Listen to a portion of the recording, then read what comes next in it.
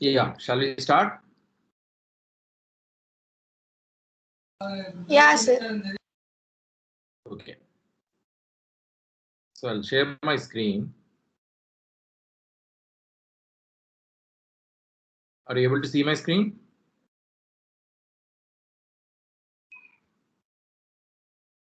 Yes, sir. Okay. Fine. So if you are, I'm just saying, like, if you are going to start this account, start AWS for the very first time, you will have to type in, like, AWS Amazon.com, aws.amazon.com. So it's an US based company, right? So it's like, you are getting like an aws.amazon.com. Now, what you have to do, you have to create an AWS account.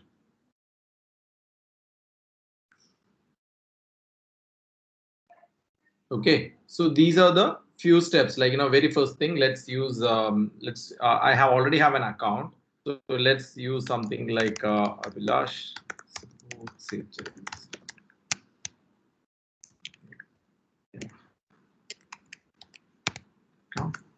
Password can be like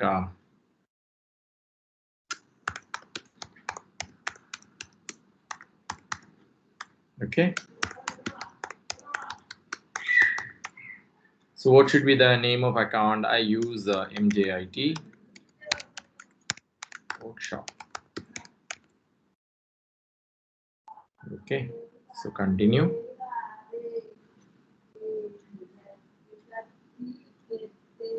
So this is my personal project. You have to choose between this. Now, who should we contact about this one? This is like, where I'm typing my name, +91 999 544 6123, India. Address is Ashes, Kochi, Kerala, 6020. Please make sure that you enter these right passwords, your right details here, because, like, there could be checkings, like, for example, whenever you are typing this debit card and all, so basically you need to enter your debit or credit card number, your those details you need to enter. Until and unless you have a debit or credit card number, you won't be able to sign up for AWS. So you'll have to use this. You have to enter these details, and then you will be able to. Then they will ask you. Then you will have to verify and continue. So that, like, you will be able to. They will be charging you ₹2 as a pending transfer. It won't be charging you. They just need to verify it. So once this verification is done, this account will be activated. So for me, I already have an account, so I'm just logging into that account. Okay. So once you have this account, like, you can actually log in. So there are two options here. Like, first of all, there is a root user. There is something like IAM user. So whenever you are getting a first account, there will be an email address. You will be using an email address, right? So that email address has to be used to sign in here. Like, for example, if the root user is there, IAM user is there.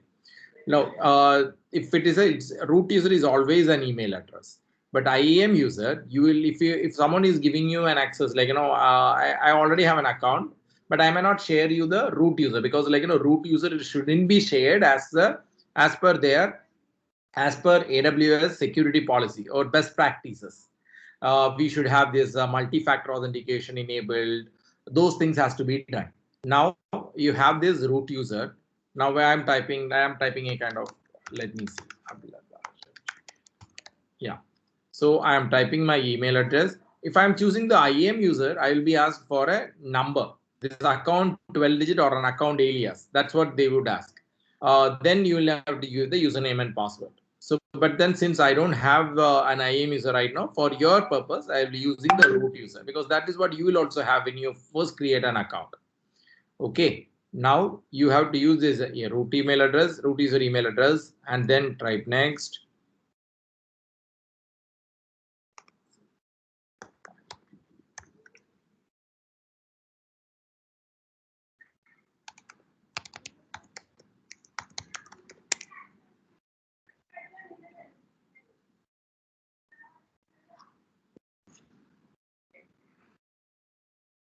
This is like, 2FA, like, you call it like, there is another factor authentication coming up to my mobile, just to make sure that I am logging into this particular account. I am already having this account login or not.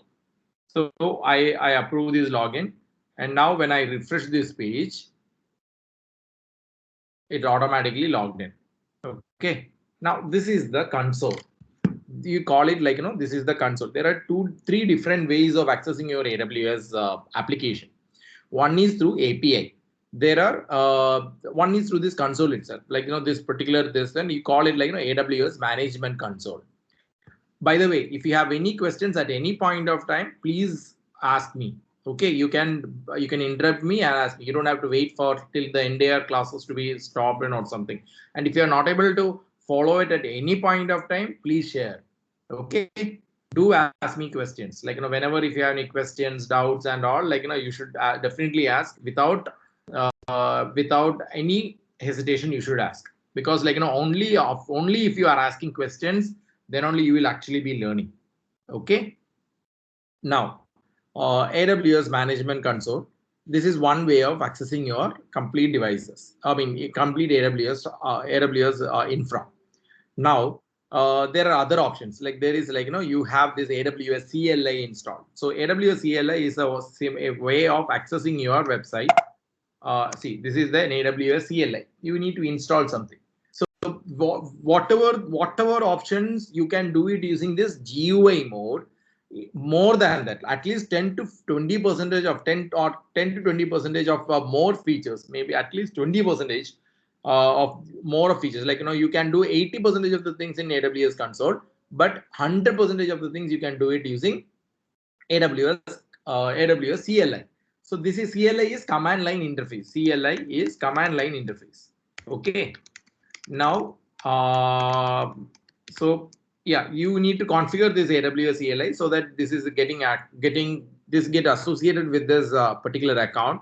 Like, when I'm trying to use AWS CLI, it should actually configure it, and then only you'll be able to use it. Now, when you are first logging into this page, you will have lots of screens, like, all services. Then you will be seeing lots of services here. See, there are lots of services. But if you have seen this interface, I'll explain it in this interface again. But this is one you will see in a lot of all the services. Or else, if you can directly launch a VM, you can directly launch a virtual machine over here itself. Okay. Now, if you want to register a domain name, those things are there. Like, we can start it from this one, this option itself. Now, you can also learn about the AWS cloud and other things from here interface itself. We can do a lot of things. There are a lot of free digital courses from AWS itself. See, you have this free 6-hour foundational course is available. There are a lot of things to get you started. It's there in the AWS directly. AWS directly provide you such kind of a service.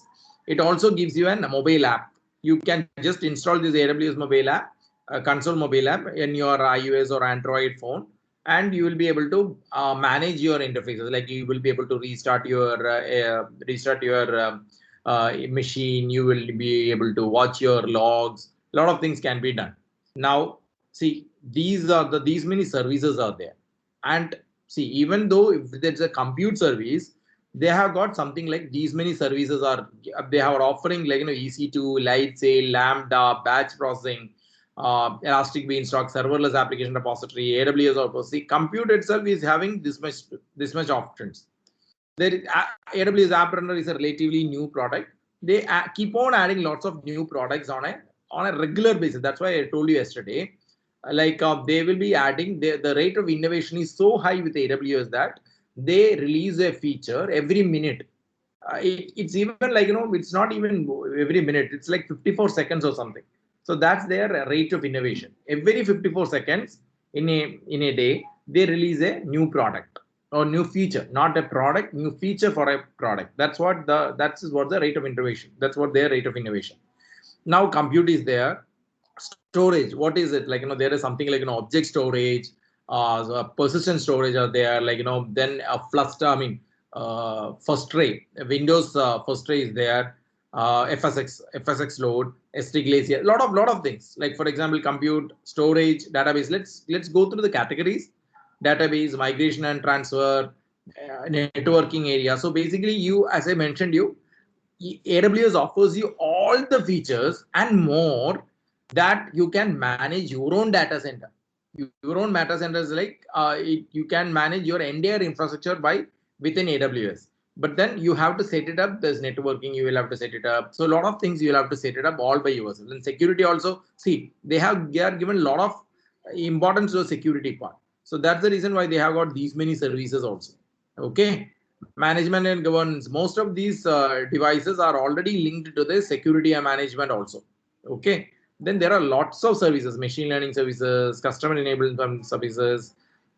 These are like, it's like, customer enablement is not a service. Actually, they are offering you managed services. Then startups, if you are running, if you want to have your own startup firms, you will be able to get something like $5,000 of credit. It's actually 3.5 lakhs rupees they will give away for free.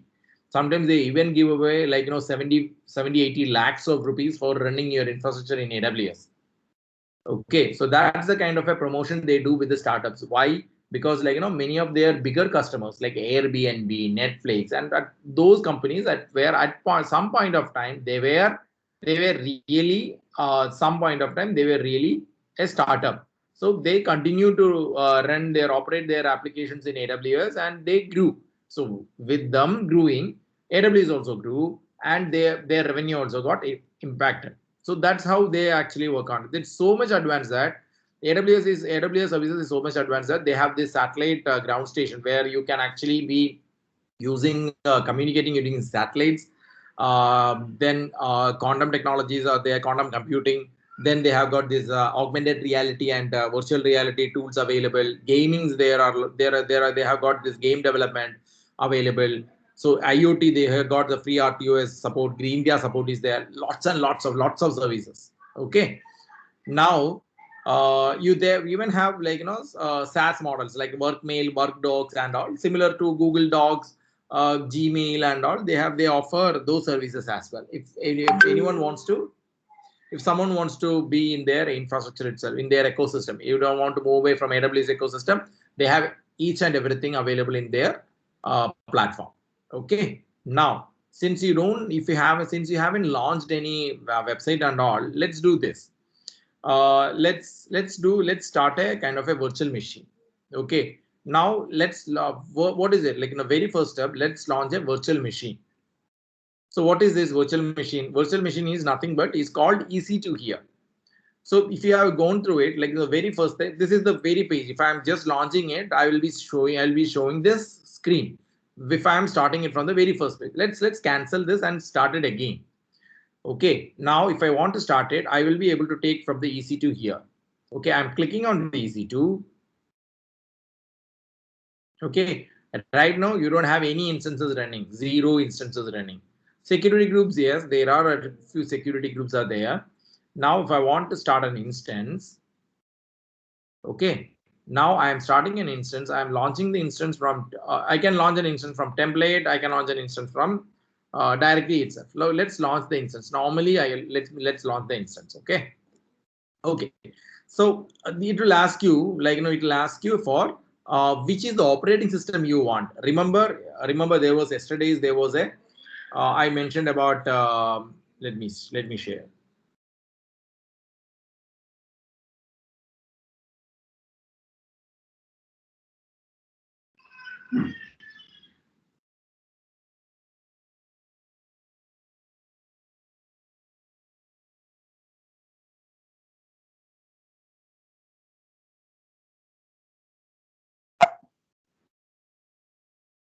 So if you remember, I actually showed you this picture, right? So this is where the infrastructure as a service, platform as a service, software as a service. Now here, I don't know where is this server. I'm not like, physically, where is the server? I don't know. Storage, again, I don't know. I'm just provisioning it. Networking, again, I don't know. Virtualization also, I don't know. But here itself, when I'm starting with this operating system, I am asked in the EC2s, I am being asked, what is the operating system you need? Okay, do you need a Windows operating system or do you need a Linux operating system? That is the question which they are asking. So let's choose. Amazon got its own Linux version. So that's called Amazon Linux 2 AMI. AMI is Amazon Machine Image. Let's learn about Amazon Linux 2. It's version 2. So that's it. Like, just call it like an Amazon Linux. That's even better. Now Red Hat has got Red Hat RHEL 8 is there. Ubuntu Server 20.08 is there. 20.04 is there. Then there are a lot of other softwares, or these are the 41 AMIs are already. These are all specifically meant for deep learning and all, like machine learning, deep learning and all. That this is what these AMIs are built for. It's like customized. Now, if I want to use a custom separate, like community provided AMIs, I can go with this community provided AMIs and choose where. But then see how many AMIs are there? 68,377. Like consider it as an operating system. Okay, consider this as an operating system. Like what is like I can create an AMI and I can make it public for the customers to visit. So basically, this is this AMI. So this is called. There are lots of AMIs. Okay, AMIs is, as I told you, it's an image. Just like you have a snapshot image and all. This is an image. Like you can consider it as an operating system. When I am talking about AMIs, consider it as an operating system. Now, there are lots of operating systems. Just as I said, look, I can create an operating system. I can create a snapshot. I can install something, and I can share it with the world. Okay. Now, AWS Marketplace. AWS Marketplace is such a thing like where you actually have to. Sometimes they will be giving away for free. Sometimes they will not. It's like it will cost you money. Most of the time, it costs you money. Okay. Why? Because it's a marketplace. Marketplace is like just like you have this mandis and all available in your for your local market where you buy groceries or vegetables and all. Just like there is something like an AWS Marketplace. Now AWS Marketplace is where they offer the companies, for example, Barracuda, Juniper Networks, Trend Micro, OpenVN, Splunk Enterprise, and there could be many others. So if I'm just taking this one, Human Resources. See, there will be like Go Fish Fishing Framework, ERP Next, OpenCat, lots of companies. Many of them you may not have heard of it. So those companies are actually offering those images. Okay. Now, if I want to choose an operating system, I can choose any of it. Let's choose Ubuntu operating system. Okay. Now it is asking me for which is the instance type I need to choose. What is the instance type? Amazon EC2 provides a different wide selection of instances, blah, blah, and all. But then what do you need to look into? It says like, free tier eligible. Yes, you have to choose one from this free tier eligible stuff. So T2 micro is free tier eligible. Even T3 micro is also T3 eligible. But if you are not showing this one, it's better you take it for the free tier eligible. So what is the purpose of, what is the benefit of this free tier? This means for the 12 months. So basically, if you have to go through it, like it's only give you 1 core of CPU, 1 GB RAM, EBS only. These things doesn't matter for you. Don't worry about this. Now T2 micro is there. So T2 micro, for the first 12 months of showing, you get up to 750 hours of micro instances. So when you are free tier usage, if you exceeds the free tier usage, you pay standard, pay as you go service rates. So that's what they are telling. Now, for the first 12 months, you will be getting free, which means consider like this. If you are using per month, you are getting 750 hours of micro instances. Now, I need to run 2 micros, 2 T2 micros or 2 instance types in a month. Okay. So I will be able to get one of my, for the first 24 hours, like, if I'm running one machine for 24 hours, then it will be free.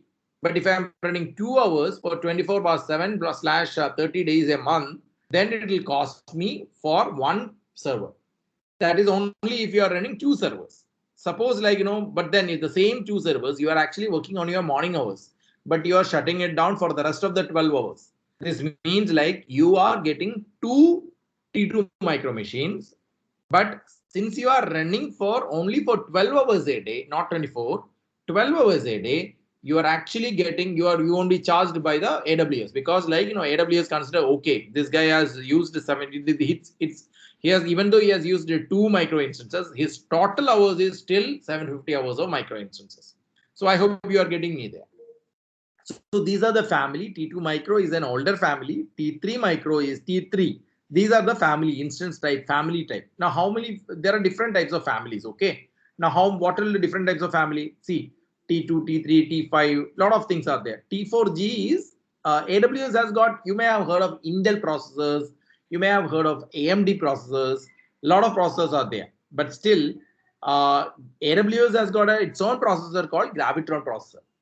AWS has acquired a company called Annapurna Labs.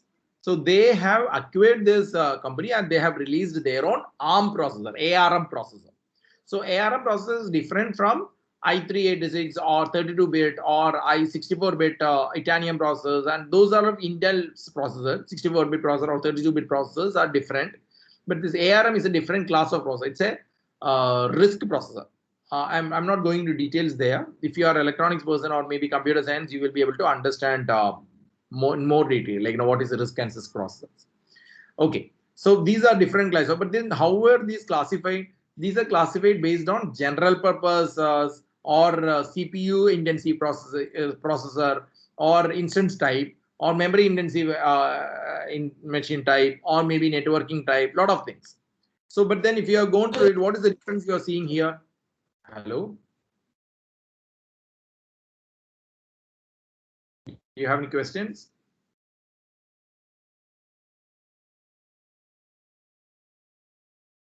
Okay. Now let's see, this, if you have gone through it, this is actually increasing 1 GB, 2 GB, 4 GB, 8 GB, 16 GB and all. It's slowly increasing. Okay. Now again, what happens with the network performance? It is actually from low to moderate, then it becomes moderate up to 5 gigabytes, 10 gigabytes, up to 10 gigabytes, 25 gigabytes, 50, 25 gigabytes, 50 gigabytes, 100 gigabytes, and 100 gigabytes. So these are they are offering so much power in terms of networking. So 100 gigabytes is 100 gigabytes of traffic they are allowing you. This much traffic. So if you are getting a huge traffic and all, this 100 gigabyte, it matters. Like for example, if you need a huge pipe to get your water flowing, you should get that, right? Because otherwise it will be a lot of congestions will be there. So similarly, you will have to plan it accordingly. But that's what I'm saying. You have different types of machines where it is actually based on CPU optimized, memory optimized, and all. You will have to choose one such instance type. Okay, different generations are there. Okay. Now let's move on to the next. You can basically do the review and launch, but since you won't be able to, it will be using the default settings there. Now let's go to the next, configure instance details. Okay, then you can actually leave it here blank itself, but still I'll talk about this in detail. Okay. Now this is the number of instances are there, depends on number of instances you want to scale. Like if you want to run 2 machines or 3 machines of the similar instance type, you can just mention the number, it will automatically provision. Now what is this request bot instances? Request bot instances is something like it's you may have heard of eBay. I'm not sure how many of you have heard of eBay. There is something like, you may have definitely heard of auctions, right? What do you call, someone will call you I have this resource available, I have something with me, whoever is the highest bidder, he will get the stuff. Now who will be the highest bidder? How do we know that who is the highest bidder? He will get that thing. I'm having a second hand bed to sale. What I'll do is I'll put it in auction. Say for example, someone is paying me 500 rupees, then it's okay. If someone is offering me around 100 rupees, I'll give it to the I will give it to the 500 person. Then someone is offering me 5,000 rupees, I'll definitely give it to that 5,000 person, right? So so similarly here in AWS, the auction is a little bit different. Now what happens is, just I have this resources available. Okay, AWS will say I say like, this is the minimum price. This is minimum price. Minimum price is like, the actual product will be of 100 rupees. Okay. AWS will, I am ready to give you for 30 rupees, but only on one condition, that if anyone is asking me for higher, or anyone is ready to offer me more than 30 rupees, like, 35 rupees or 20, 40 rupees or something, I will take away the instance. So if they are asking that, like, they will be asking again, I need, if I am running this spot instance right now. So let's request for the spot instance. Now, if you are requesting the spot instance, the current price is 0.0037 cents. If this is the case, how much it will cost me to run it and for 750 hours? Let's do the calculation. So it will be like $2.77, $2.77. So that will be the cost if I have to run it in as a spot instance. Okay, maximum I will spend around $3 for such an instance per month. I will be spending $3 is like how much? 180 rupees or maybe 200 rupees. Okay, so that's the kind of cost which will incur for us. Okay, so that is the spot instance, but it will cost you something like $15. So whatever I was getting for $15, with the spot instance I will getting for $3. So that's the kind of an offer which there. So maximum price is like, if I am asking, like, there will be real bidding happens. So what happens is, like, I offer it for 30 rupees, but there was no bidder at that point of time. Now I'll say I need to I am ready to offer 50, but if no one is asking, give me at 30. That's my condition with AWS. Okay, so they say, what I can say is, I can very well say I am ready to offer 0.0050. So this means, which means I am ready to offer up to 0.0050. Now what happens, this spot instance, if someone is asking for higher, this machine will be killed. This machine will be completely killed, and that resources will be taken away and given to the other person. So that's how we actually have to do it. Now, so these are like, this is regarding to the spot instance. Now network is like, you will have to training. I can create a new VPC here, but I already created a new VPC. Like, the creating a new VPC is virtual private cloud. Now here you need to understand a little bit of subnetting, networking concepts. Okay, since the subnetting and all, if you are going to take it right now, it will take a lot of time. So let's move on to, let's use a small VPC. Let's use the default VPC. Okay, I'm not going to use this. I'll use the default VPC which is coming with you. Okay. Now here it's a very pretty much old account, so that's the reason why you are seeing like 8C838944E4 and all. Normally it is like very large high number. So this will be the normal VPC numbers. So when you are creating your AWS account for your first time, you will be seeing this kind of a number. Okay, now subnet is, I already have a subnet. This is because like I already have a VPC and subnetting is all done. Now let's do that. I'll choose a subnet. Okay, I choose a subnet, which like I'll be getting a maximum of 4,000 IPs available. Then I can ask you, like, I can auto assign a public IP. Otherwise, there won't be any IP available. So it will only be accessible on your private IP. So okay, one more thing. There are like so in your machine, what happens is the machine, they don't have any kind of users. Like for example, your machine may not have any IPs, like other than a private IP in your machine. Your machines may not have a public IP assigned inside the machine. So this public IP and those routing, mapping, IP mapping and all is done in the outside your machine. So it is done in the AWS console or AWS infrastructure itself. Okay. Now placement group is like, there are different type of there are two type of placement groups, but for your easiness, I'll tell you, like placement group is like, if I want to have two machines running, I want to have these two machines running similarly, simultaneously in this near to, it's like, they should run as a neighbors. So which means this is a requirement for me. Like I need to run these two machines very near to me. So what happens is, like, if I choose this placement option, the hello.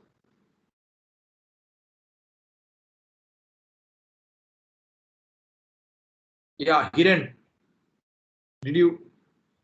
Yeah. Hello? So the screen is not visible. Hello. Yeah, it's not visible for me. Is that visible for others? When did it stop? No, I just randomly checked that. As I told you, I was in another one call. Just randomly joined and checking. The screen is not visible for me. It's visible, sir. Oh, okay, then I need to rejoin. I will rejoin. Just check only. And Thanks, what are thanks. you seeing? Are you seeing the AWS console itself?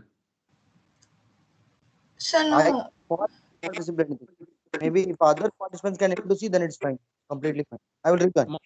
Are you seeing this? What are you seeing in the screen now? Sir, I'm able to see step 3 configure instance details page, sir.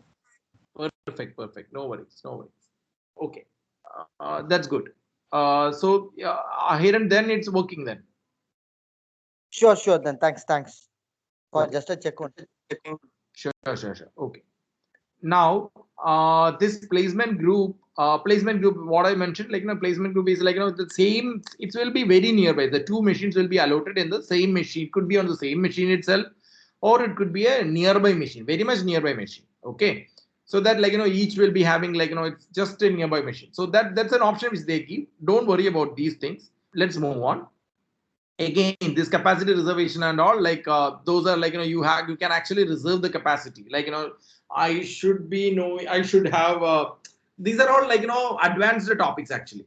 Okay, but still, there could be situations you need to understand. There is something like, capacity. Many of these AWS topics, there are a lot of things in depth, but still you should understand. Okay, when you are going to, when you are writing your examination or architecting a solution, there will be scenarios. There will be scenarios where the customer will say, like, okay, I want these machines to be very much nearby. How do I do that? So there you need to use the placement group. So until unless you know about this placement group, you won't be able to do it. Like, you won't be able to architect it similarly. Now, IEM role is IAM role, just as I mentioned earlier, when you are trying to log in, it's actually a kind of, the IAM is like an identity access and management. That's a expanded form of IAM. So identity access and management. Now what happens is, what is IAM? Now what IAM is, like, way of ensuring that the security, like, you only get what you need. Suppose, like, you are a very big organization, you have got around 100 developers in that organization. Now in that organization, each developer will have a different level of projects to be working on. So all will be using one particular AWS account. Okay, now what happens is, like, each different AWS account, for each of these different projects, they will have to work on that. So for each of these different projects, I don't want, if I have a project named A, I am actually working on this project named project A. Okay, then my friend is working on project B. So I need not have access to the project B. Why should I have access to the project B? I'm not working at all. So if I have to use all these project A, project B, and project, it's a major security issue, right? It could end up in theft. A lot of problems may happen. Okay, now, so this is what is, so these things are controlled using IAM. Okay, so I hope you are getting me there.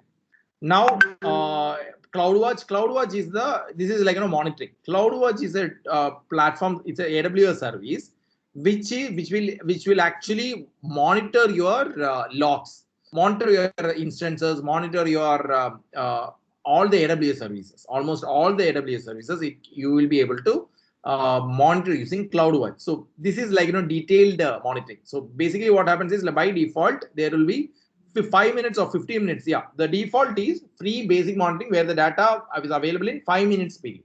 If you want it in a 1 minute duration, then you have to go for the detailed monitoring. So that's what it says. You don't have to do this CloudWatch while you're studying. Credit specification, make sure that it is not at all checked. It's very important that you don't check it here. Unlimited should be unchecked. You shouldn't check it here. Now what happens is, there is something like, AWS, the relatively new versions of AWS have got something like, burst compute power. Okay, now what happens is, like, I am not using it I'm not using, so there is something like your machine have got a capacity. Your machine have a capacity like, you can run 100 applications, 100 requests per second. Okay. Now what happens is suddenly you are getting a huge traffic or CPU instancy processors comes in. Okay. Your machine, it's okay. Like, once in a while you can actually burst it to 200% CPU or maybe 300% of CPU is fine. Okay. But still, but if you are not using it, like, if you continue to use it, it's better you upgrade your instance type. Okay. Here AWS allows you to unlimitedly burst your CPU whenever you want to. So it should not be checked until and unless you have a requirement to have it. Until and unless you shouldn't get it checked. Okay. Because each additional charges will come in. So if they have clearly mentioned additional charges may apply. Okay. This is a new file system. This is like, NFS based file system. Again, it's a little bit advanced. Let's move on. These are all other, again, a kind of an advance. So for example, if I want this OS to automatically install and set up web server and all, you can do it in the user data. Okay. Now let's add the storage. So they are giving like, free tier eligible tiers can get up to 30 GB of EBA storage, SSD storage or magnetic storage. So that's what it says. So what happens is, like, you can actually give 30 GB of this, but I'm okay with this 8 GB. This is the device name, root volume. There are different type of volume types there. Please don't, you can use GP2 or GP3, but don't use these two. Okay. Because, like, whenever you have to use this, it will have a default IOPS of 400. No, IOPS is different. IOPS is like, input output per second. So that is like, your machines are having, your machines, like, if you are running on your hard disk, have a certain IOPS. Like, your machine can write to your hard disk and read from the hard disk at certain speed only. Okay. So you can actually increase the speed by increasing your IOPS. So that's what, like, here it's like, 130 GB is like, 3 IOPS per GB. That's a kind of a baseline with minimum of 100 IOPS. So if your database application, if you are running a database application in this EC2 instance, then you need to have a higher IOPS, because then only you will be getting lots of database will be having, you have lots of traffic, right? So there will be lots of reads and writes available, needs to be done in the database server. So that's the reason why IOPS need to be in a very high situation. Okay, now here delete on termination is there. It's better you for your testing purposes you can check it, but not on production purpose you shouldn't actually check this. It should be actually tagged. I mean, a lot of other things are there. Then it should be a decision. It should be your decision. Okay. Sometimes you need to check it. You need to understand and then do it. Encryption is like, if you want to encrypt it, you can do it using KMS and all. Okay. Now tagging. Now what is tagging? Tagging is, let's say, like, I want to give a name for this machine, like, mjit training, or maybe like I can go for mjit workshop. Okay. So this is actually tagging. What all things it will tag? The same tag will apply to the instance, volumes, network interface, spot instance request, those things. All it will be applicable for all the four. If you want to change it, I can just add another tag, and I can pull like these things from here. I can add it like name mjit spot. Okay, so I can do like this now. Oh, sorry.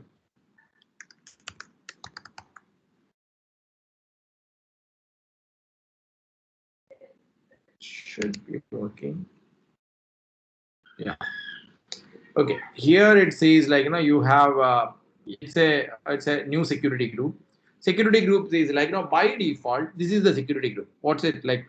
If it's an AWS, if it's a Linux based account, only SSH is allowed. So how many of you here, like, Ranjit or Monica, who knows about SSH? Do you know about SSH? Have you used SSH? Any of you, Ranjit or Monica? No. Okay. So what about you, Ranjit? Have you used SSH? No, sir. Have you used SSH before? No, sir. Okay, what about you? Have you used Linux before? Linux or Unix? No, sir. I have used Windows only, sir. Okay, fine. Okay. So, okay, Linux. I'm pretty sure like you would have heard of it. Linux is an operating system, just like Windows operating system. I am right now on a Mac machine. It's not a Linux machine, but still, if you want to remotely log into your Windows machine, you use a protocol called Remote Desktop Protocol. If you want to access it using SSH, you have to use the SSH protocol. Like for example, if it's an SSH protocol for Linux machine, you need to access it using SSH protocol. Okay, so I'll show you how it is done and all. Okay, now security group. Let's give a name, security group. Okay, SSH. I have opened this port. Everything is there. I'll give a name for mjit sg. Um, I can give a description like an SG created for MJIT workshop. So those are like very simple. Fine. Now I am giving a review and launch. So it still won't launch. It will give you an explanation like what all things I have done it. So what all things I have done it and all, it will completely show you the screen. Now let's review them one by one. Okay. Here, what is it like? Ubuntu is the operating system I am choosing. Instance type is T2 micro. Security groups is this is the security group. Instance detail, these are the instance details. Storage, you have this much storage. Tags, we have given this tags. Okay, now launch. Here, very important. Okay, I need to create a new pair. I need to create a new key pair. So by default, it may not have a new key pair. Okay. Now, if you want to have a new key pair, here is what you'll have to do.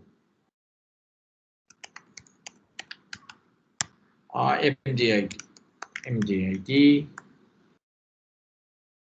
So I'll have to download this key pair. That is very important. I have downloaded this key pair because if this key pair is not downloaded and kept safe, you won't be able to log into the server. Okay. Now, then I am pressing this launch instances. So what all things it's created this one, your instances are launching. Let's view the instances.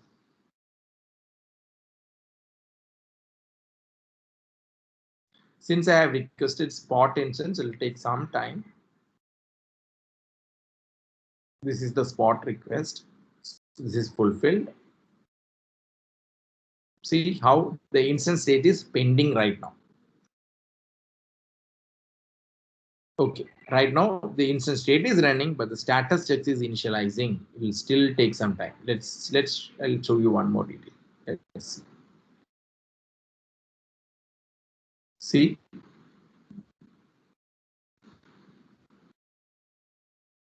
These are the status details. So still it's in the initializing status, initial instance status checks. So what happens is it checks it goes to a certain checklist before it actually enables the status checklist. Now it goes to a certain some kind of a checklist, some kind of a processes whether the hard disk is FSCK is done or hard disk is a very good hard disk, or do you need any kind of replacement, is the IPs everything working. So then only it will actually be initializing the status. The VM is up and running, but the status check is still initializing. Let's refresh it again. It's still in the initializing phase.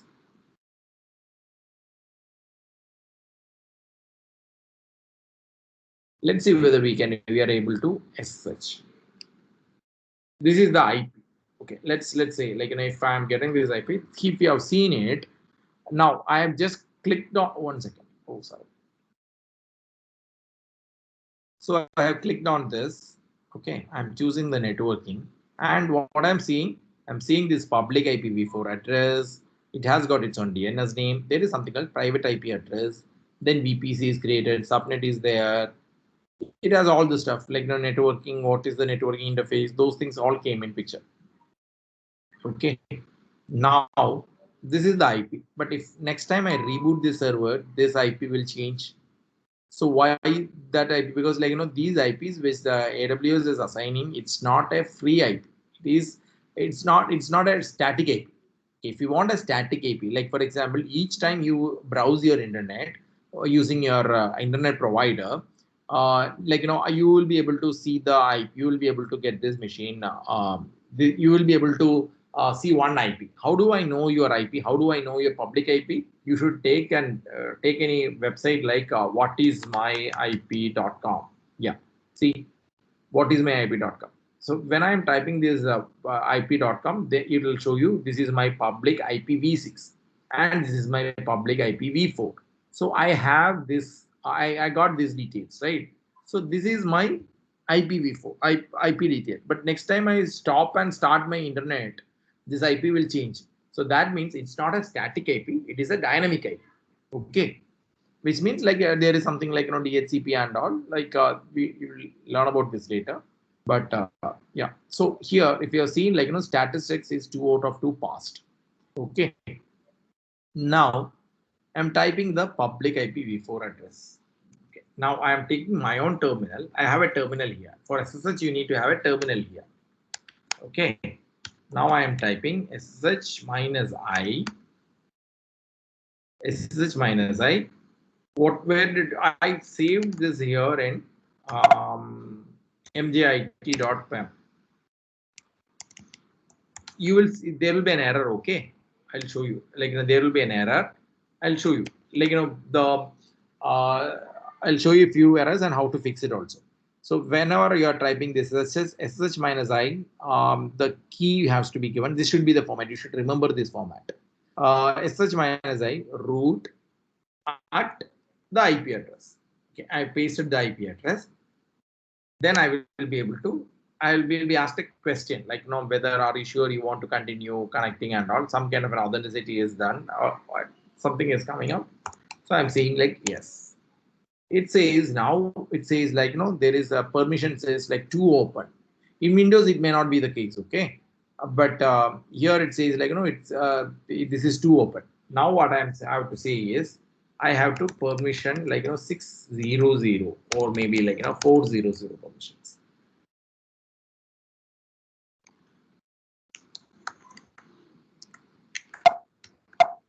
Okay, now I am typing is there will be another error, but you watch out. It says to me, please log in as user Ubuntu rather than user root.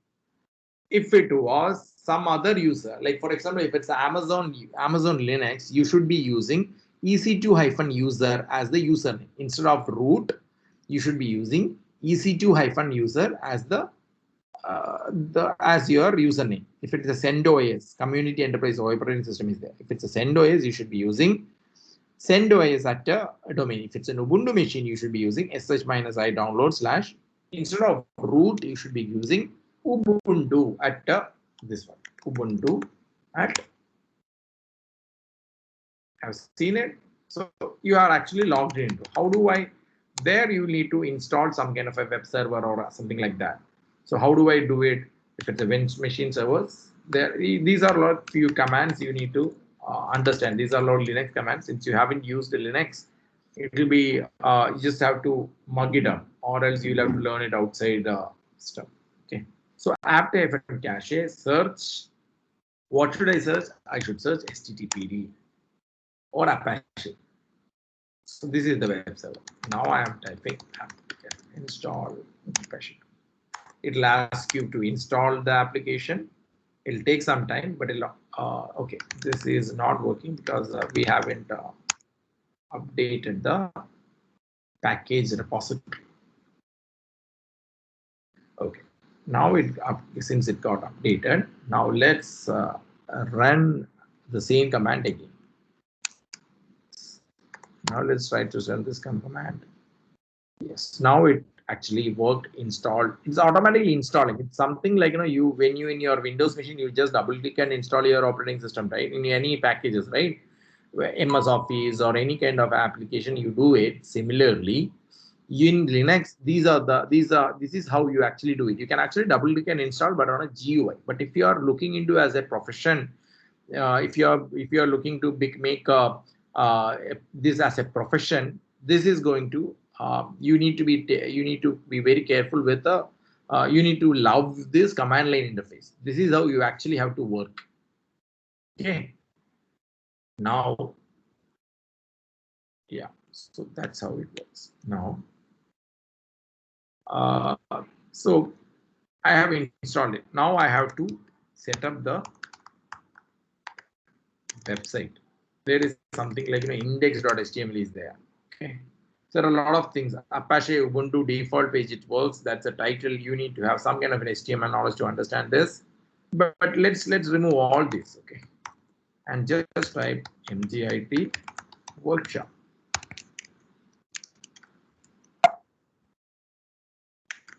mjit AWS workshop.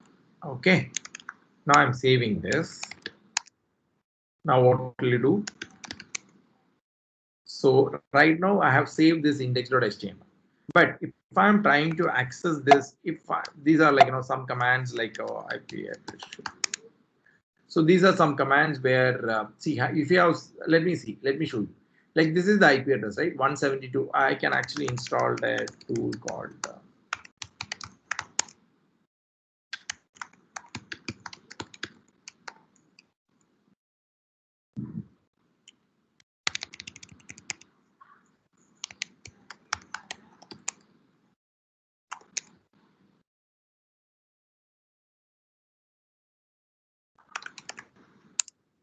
so this is the IP. Where did you see this IP?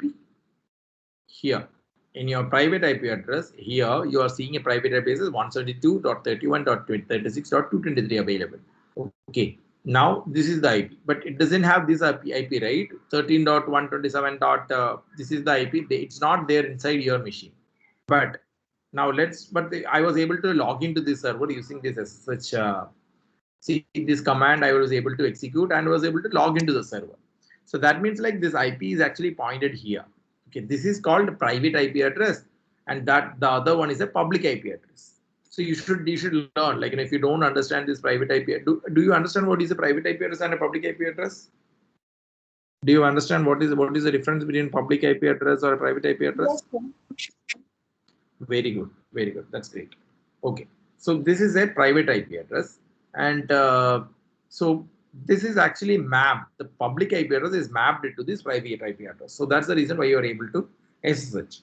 Now, but again, if I am typing this in the browser, I won't be, even though the server, if I'm typing it here, like let's do this.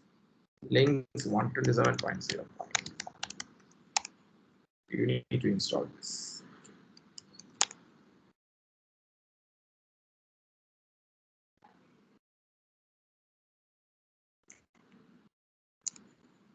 See, when I'm typing from my machine, it's actually showing mjit AWS workshop. When I'm typing this localhost, that's an interface here itself. Like if it's a loopback interface. When I'm typing this, it works. But if I'm typing from this machine, I'm not able to. I'm from my machine, I'm not able to access it using this one. What could be the reason? Can any one of you tell me what could be the reason? What could be the problem here? Why I am not able to access it using my I was able to access using this public IP, but I am not able to access using browser. What could be the reason? Who can tell me? Can one of you tell me? Okay, that's because we have enabled only the port 22. We have enabled only port 22. So what I should do is I should add this port. Like what should I do? I can add HTTP port. Now I can choose my IP. If I'm choosing my IP, only I will be able to access this IP. You won't be able to, and that is instant. See, I can browse it. But if you are trying to access it, you won't be able to get it. If you also want to try it, get it done, I should be editing this thing and I should say like anywhere. Then I should save these rules. So If I'm typing this mjit AWS workshop, yes, I am able to get it. Even you will also be able to get this thing running. Okay. So, so that's how you launch a basic normal AWS EC2 instance in Linux. It could be Windows also. No worries. Okay. You can do the same AWS EC2 instance on Windows also. But you will have to, it's like, but 1 GB RAM and Windows will be very much slower. So that's the reason why we use Linux or your workshop. So that's how you actually launch a normal EC2 instance. Okay. Do you guys have any questions?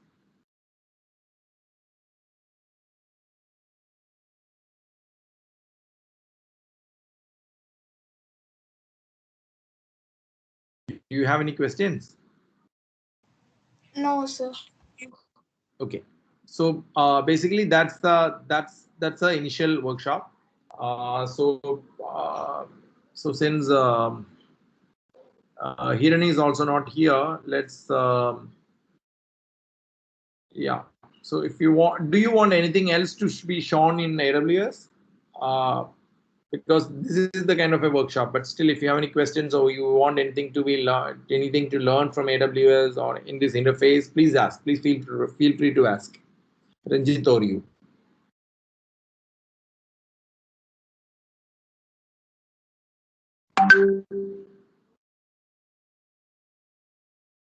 Okay.